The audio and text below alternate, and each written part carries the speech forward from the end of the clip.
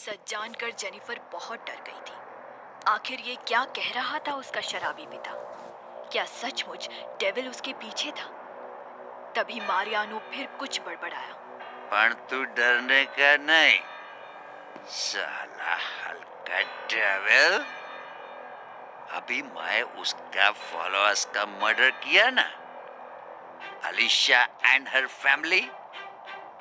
बस अब जेनिफर को तो यही पता था कि उसकी माँ अलीशा की मौत सिलेंडर फटने से हुई थी। व्हाट? क्या बकता तू? इन सब घटनाओं के बाद जेनिफर को संभलने में समय लग गया था। आज वो पूरे 10 दिनों बाद कॉलेज आई थी। अरे जेनिफर, कहाँ थी तुम? तुम दोनों ही कॉलेज नहीं आ रहे थे तो? मेरे को हरमन का बात नहीं करने का। मैं विनय की बात कर रहा हूँ।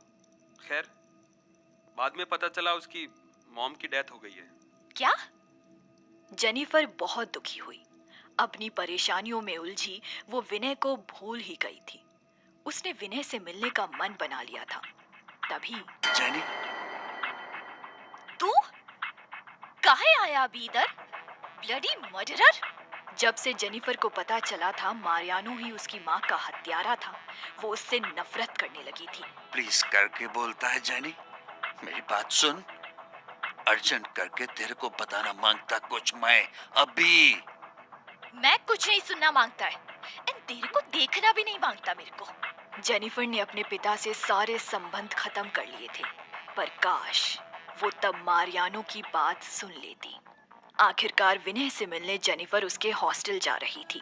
तभी मारियानो के बाद सामने आया वो, जिसे देख जेनिफर का मूड और भी खराब हो गया। विक्टर। तू क्या मांगता तेरे को अभी? मेरा बात सुन जेनी, तेरे को कुछ भी नहीं पता। अरे वो छोकरा विनय का पीछा छोड़ दे, वो तेरे टाइप का नहीं है। Oh really? एंड तू है ना? यस, मैं है। मेरे को सब पता है जेनी।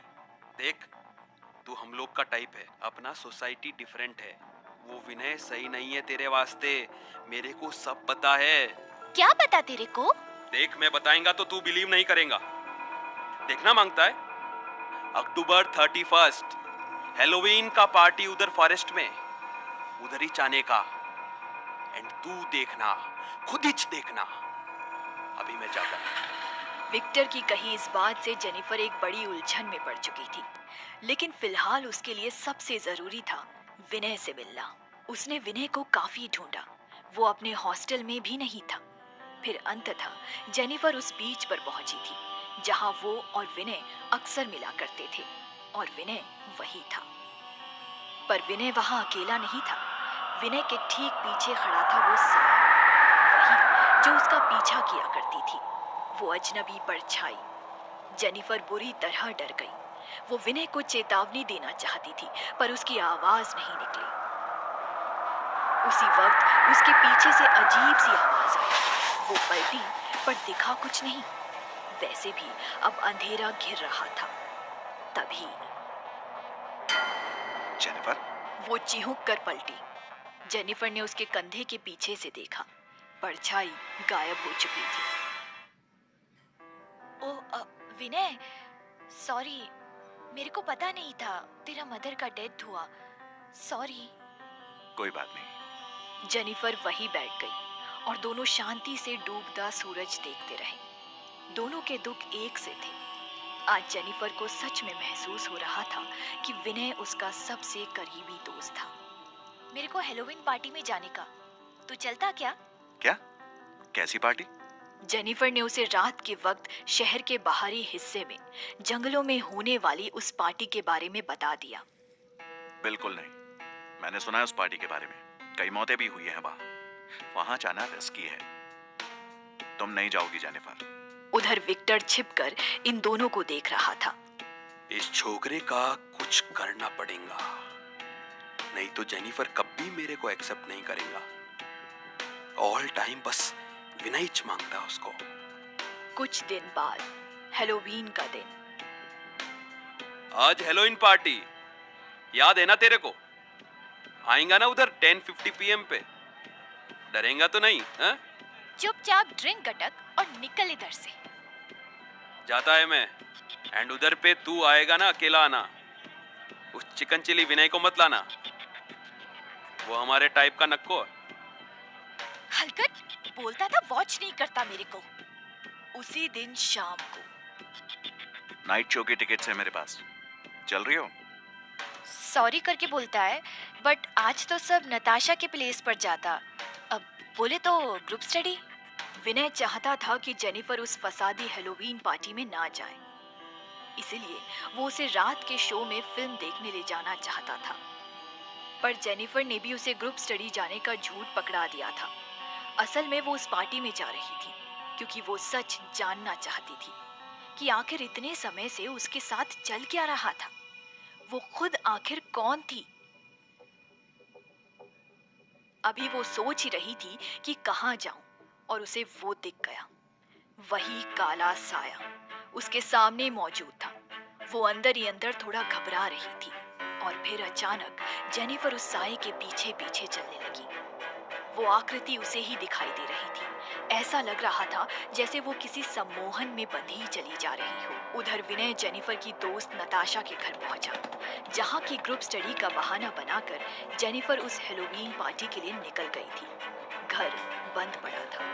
तभी तो मेरा फोन भी नहीं उठा रही थी। तो उधर जेनिफर को बीच जंगल में पहुंचाकर वो साया गायब हो गया था। जेनिफर भी जैसे अब सम्मोहन से बाहर आ गई थी। ओ शिट, किधर गया वो? अब मैं किधर जाए? एंड कैसी पार्टी है ये? मेरे को कोई भी नहीं दिखता इधर तो। और तभी